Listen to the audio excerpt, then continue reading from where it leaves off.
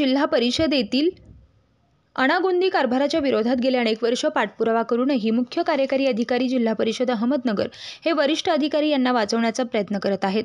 त्या विरोधात जिल्हाधिकारी कार्यालय अहमदनगर येथे गेल्या 5 दिवसांपासून पॅन्थर्स भीम संग्राम सामाजिक संघटनेच्या वतीनं बैठा सत्याग्रह आंदोलन चालू आहे। तरी देखील प्रशासनाने याची कुठल्याही प्रकारची दखल घेतली नाही। त्यामुळे आज पत्रकार परिषद घेऊन जिल्हा परिषदेच्या अनागोंदी कारभाराचा पाढाच आंदोलनकर्त्यांनी माध्यमांसमोर वाचून दाखवला आहे।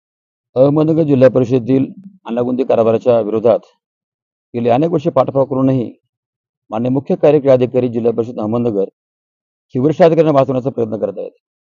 या मागणीसाठी गेले आज 5 दिवस मी या ठिकाणी उपोषणाला बैठक चालू केलेला आहे। परंतु या 5 दिवसात या जिल्हा परिषदेच्या सीओ साहेबांना एक मिनिट वेळ माझी भेटलेला नाही। दुसरी आणि महत्त्वाची गोष्ट, माननीय जिल्हाधिकारी साहेबांच्या कार्यालयावर बसलेले आहोत।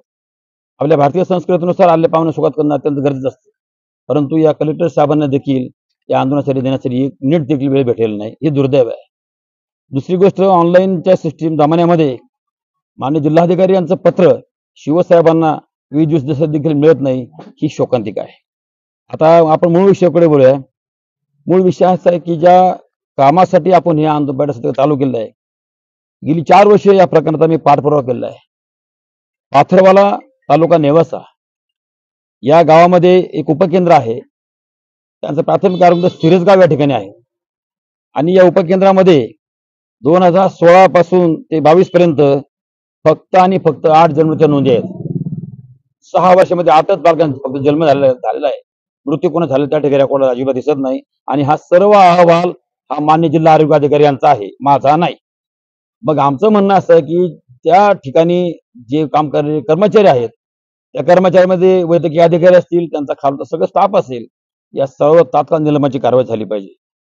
कारण ह्या 6 वर्ष त्यांनी नेमकं काय काम केलं या ठिकाणी, आणि हे काम होत असताना इतक्या मोठी घोडचूक कुणा होणार नाही। परंतु या जिल्ह्याचे जिल्हा आरोग्य अधिकारी असतील, यांनी देखील 8 वर्षांना त्या ठिकाणी भेट दिलेली नाही, तालुका आरोग्य अधिकाऱ्यांनी भेट दिलेली नाही, एमओची देखील भेट नाही। मग ह्या काम 6 वर्षात ह्या लोकांना पाहणारा पगार कोणत्या बेसवरती गेले। नंबर दुसरा असा आहे की या जिल्ह्याचे झेडपीमध्ये शिक्षण विभाग नावाचा एक विभाग आहे की त्या विभागामध्ये शासकीय नियम आहे की एखाद्या कर्मचाऱ्यावर जर गुन्हा दाखल झाला तर त्याला ताबडतोब निलंबित करावं आणि मग चौकशी करावी। परंतु या ठिकाणी उलट झालेलं आहे।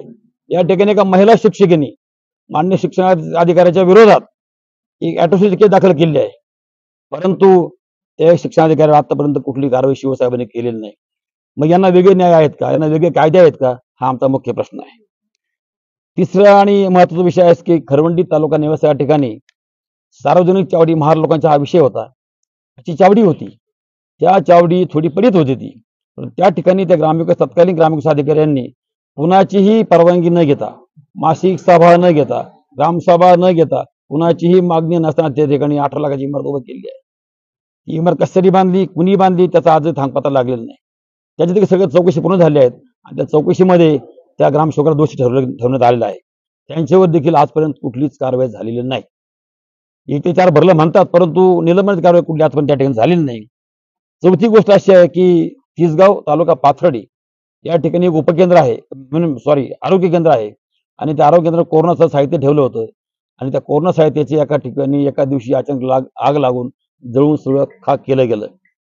आमचं म्हणणं असं आहे की जळालं असेल, आग लागली असेल, संशय असेल, आम्हाला सांगता येणार नाही, परंतु जे मेडिकल ऑफिसर आहेत, तिथले वैद्यकीय अधिकारी आहेत, त्यांचं जर 3 दिवसाचं व्हॉट्सअप चेक केलं, 3 दिवस पहिलं 3 दिवस नंतर, तर कोण गुन्हेगार आहे याचा छडा 100% लागणार आहे। परंतु ते देखील शिवसाहेब करत नाहीत, ही एक शोकांतिका आहे।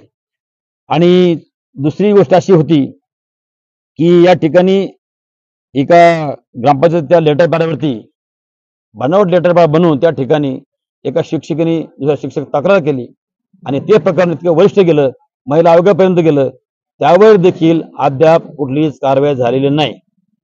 म्हणून आमचं म्हणणं असं आहे की हे जिल्हा परिषदेचे जे सीओ साहेब, मुख्य कार्यकारी अधिकारी साहेब आहेत, ते कोणाला वाचवणार आहेत आणि किती दिवस वाचवणार आहेत। आम्ही गेले 4 वर्ष लढा उभारलाय, सगळी त्यांची विषय झाली, सगळं साहित्य तयार, सगळं मटेरियल तयार झालं, परंतु आजही शिवसाहेब पुनर्कार्य करत नाहीत। आणि म्हणून आमचं म्हणणं असं आहे की तत्कालीन जे अधिकारी दोषी आहेत त्या सर्व अधिकाऱ्यांना ताबडतोब निलंबित करावं, या मागणीसाठी आंदोलन आहे।